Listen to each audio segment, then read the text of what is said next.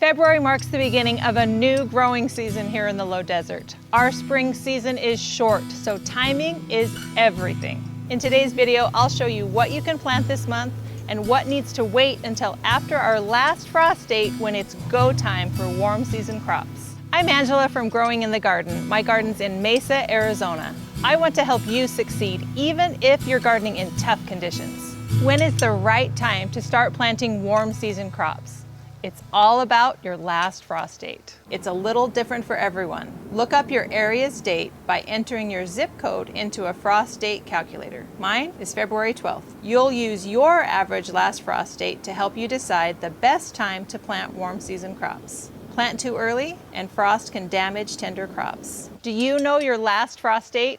Check it now so you'll be ready to go. If you're ready to plant for spring, here's how to get your garden beds ready before you plant. Start by pulling back any mulch. If you have existing plants in the bed, do your best to work around them. Amend your bed with worm castings. Use about 4 cups for a 4x8 bed.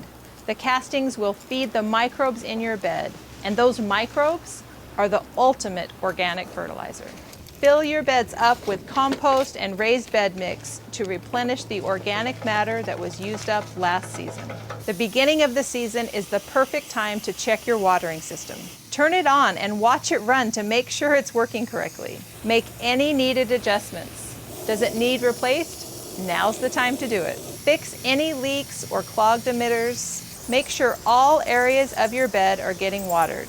Figure out how long it takes the water to penetrate to a depth of about 12 inches. This will tell you how long you need to run your water each time you water. Taking these steps now will help avoid any surprises and dead plants later on. If you want to know, not guess, the perfect time to plant your warm season crops, it's all about the soil temperature. Soil temperature will help you determine the best time to plant warm season crops. If the soil is too cold, seeds will germinate very slowly and plants may struggle for the rest of the season. Use a soil thermometer and follow these steps. Insert the probe to the depth where the seeds or roots will be planted and leave it for a few minutes to get an accurate reading. Check multiple spots in the bed for an average temperature. Measure in the mornings over a week to track the trends. Look at these temperature guidelines. If your soil is the correct temperature, it's a good bet you're safe to plant. If you're waiting for your soil to heat up, here's what you can plant all month long that isn't affected by frost. If you want more perennial fruit in your garden, plant blackberries and grapes this month. It's not too late to plant a few cool season crops. Here's what you can still grow. Plant seeds of beets, carrots, radishes, and green onions. Get them in now so you can harvest before it gets hot. February is perfect for establishing perennial herbs before the summer heat hits. Don't miss this chance to add as many herbs to your garden as possible. If you want help with your pest problems, planting these herbs will attract beneficial insects to your garden all year long. You can plant garlic chives, chamomile, lavender, lemon balm, lemongrass, lemon verbena, oregano, parsley, rosemary, sage, stevia, and thyme. Once your soil temperature's in the right range and danger of frost is past, it's go time for warm season crops. Planting early in the season gives them the best chance to produce before the heat sets in. Plant transplants of peppers, eggplant, tomatillo, and tomatoes. Tomatoes seem to be everyone's favorite crop. Here's a few extra tips to help ensure a successful season. Select tomato varieties with 60 to 90 days to maturity. Smaller tomatoes are more likely to grow well. Remove lower leaves and plant deeply.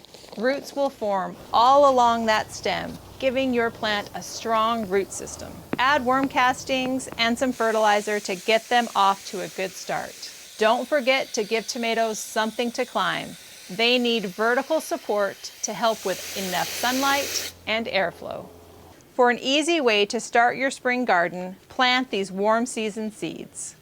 Corn, cucumber, summer squash, loofah, watermelon, basil, and cantaloupe. Seeds will sprout quickly in the warm soil. Don't forget the flowers. Even if you think of yourself as just a vegetable gardener, pick a couple from these lists. You will love the beauty and pollinators they add to your garden. Sunflowers aren't just beautiful, they're hardworking too. Here's how I use them to protect my garden. I plant sunflower seeds on the west side of my beds in native soil. They grow tall and strong, providing afternoon shade when the heat becomes too intense this summer.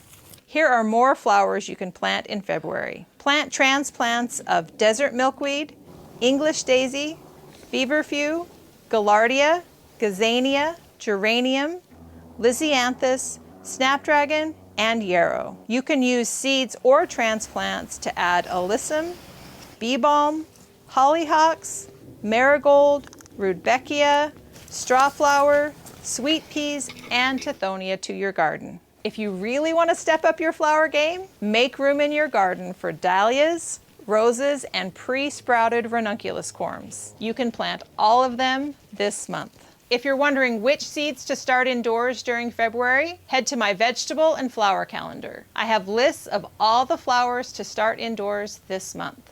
The spring season is short. If you want the most production from your garden, here's what to do. Give warm season crops the prime spots in your yard. The days are still short, so give them access to as much sunlight as possible. Don't overcrowd your plants. Enough room encourages healthy growth. Space transplants correctly and thin seedlings early and often to avoid overcrowding. Practice good watering habits from the beginning. Water deeply, less often to encourage deep, healthy roots.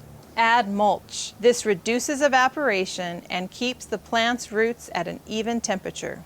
What about your existing basil, peppers, eggplants, and tomatoes? If you've overwintered these plants, great job. They've got a head start on the next season. After your last frost, it's time to get them back in shape for a productive year. Here's what to do. Evaluate the plant. If it's mostly damaged or struggling, it might be better to remove it and add a new one in a different spot. If it has sturdy stems and new growth, it might be worth keeping. If you're keeping it, remove any damaged areas. Prune the plant to just above where you see new growth. When you do this, you're telling the plant it's time to grow. Now it's time to fertilize. Overwintered plants will need extra nutrients to support their recovery and new growth. Once nighttime temps stay above 55 degrees, plants will start setting fruit. This will give you an earlier harvest compared to starting new plants. Once you plant, be ready to protect those young transplants if we get a late freeze. You might need to replant, but that's part of the risk with these short seasons. For more details about what to plant and how to plant, check out my calendars and guides available on my website, growinginthegarden.com. Spring gardening in Arizona moves fast, but we can do it. Prepare now so you're ready to go. Let's make the most of this new season.